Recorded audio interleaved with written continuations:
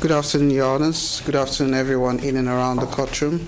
This is case number IT 9511A, the prosecutor versus Milan Martić. Thank you, Your Honours. Thank you. May I now have the appearances for the parties? First, the prosecution. Good afternoon, Your Honours. Michelle Jarvis appearing for the prosecution today with my colleagues Mr. Paul Rogers and Ms. Najwa Nabti and our case manager, Lourdes Galicia. Thank you for the defense. Dobar dan, poštovani. Good afternoon, Your Honours. The defense is represented by Predrag Milovančević, lead counsel, and Mr. Perović, co-counsel. Thank you. I thank Mr. Martić, can you hear the procedure that you understand?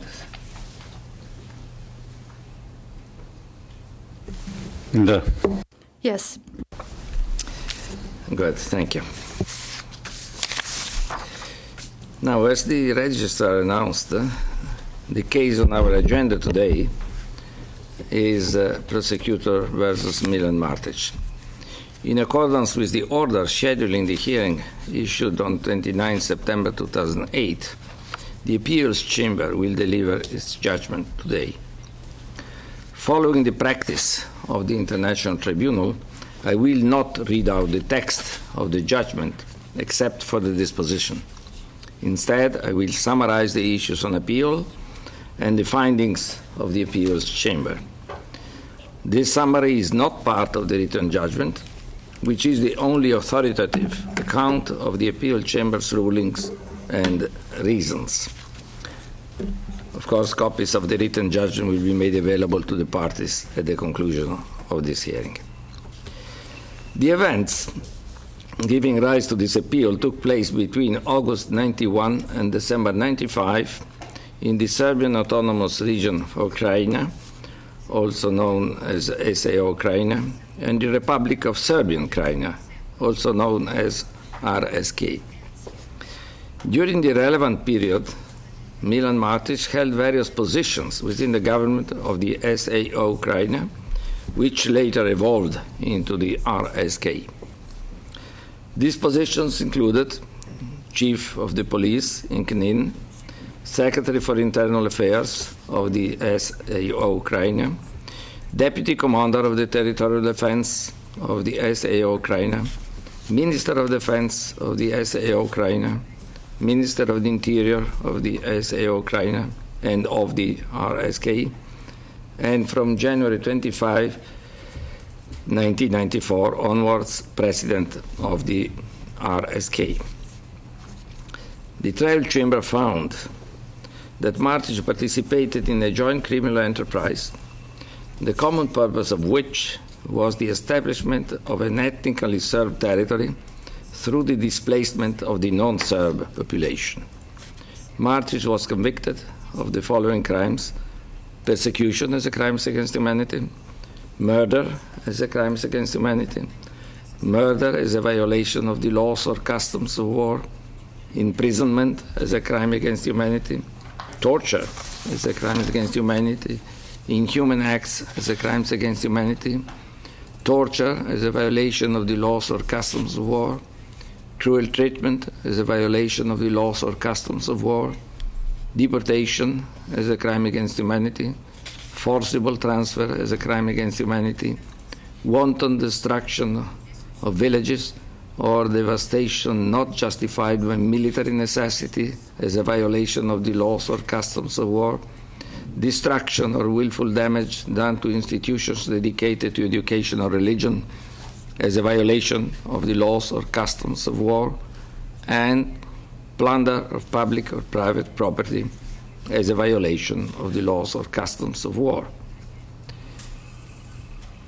The trial chamber specifically convicted Martić for deportation, forcible transfer, and persecution in part as crimes falling within the joint criminal enterprise.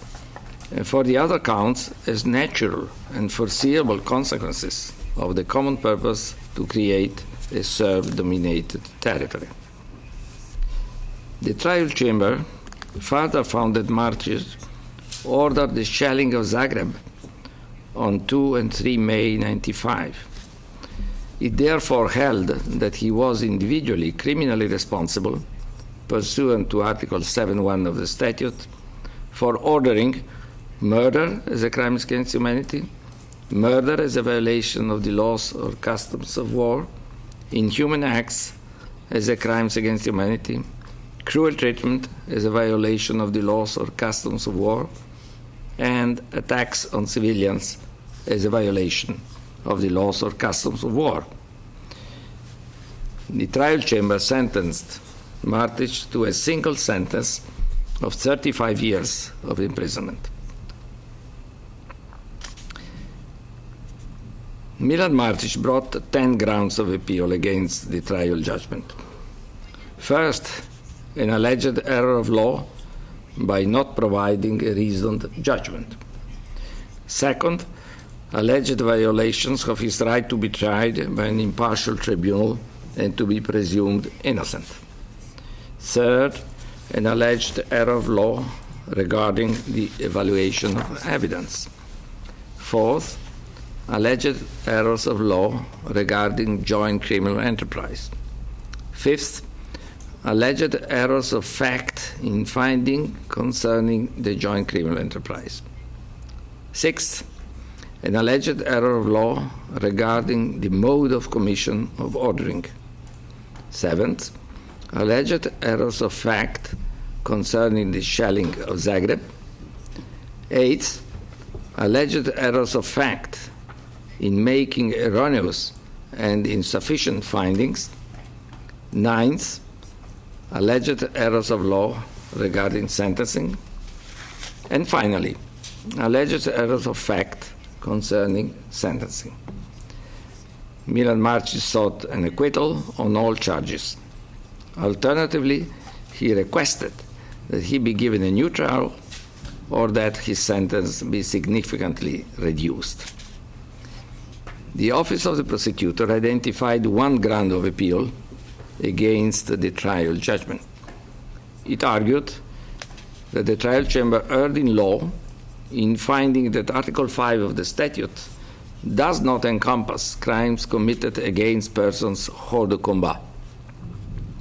It requested that the appeal chamber correct the legal error, revise the trial chamber's factual findings relating to counts charged under Article 5 of the statute, and adjust Martić's sentence accordingly. I will now briefly summarize the conclusions of the appeal chamber. In his first ground of appeal, Martić alleges that the trial chamber violated his right under Article 23(2) of the statute to be provided with a reasoned opinion with regards to all the trial chamber's findings of guilt. The appeal chamber dismisses these grounds of appeal due to its vagueness.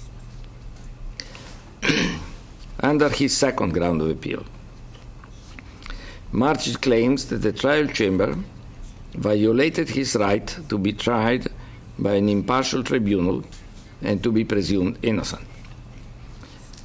Concerning Martić's allegation that the trial chamber violated his right to be presumed innocent and to remain silent in its consideration of the evidence regarding his personality and voluntary surrender, the appeal chamber notes that challenged sections of the trial chamber judgment only deal with his sentence and fall within the discretion of the trial chamber. Other claims by Martić go to the substance of the trial chamber's findings rather than to the presumption of innocence. The appeal chamber has therefore dealt with them in other portions of the judgment. Concerning his allegedly violated right to be tried before an impartial tribunal, the appeals chamber finds that the conduct by judges at trial did not give rise to an appearance of bias. The appeal chamber therefore dismisses Martić's second ground of appeal in its entirety.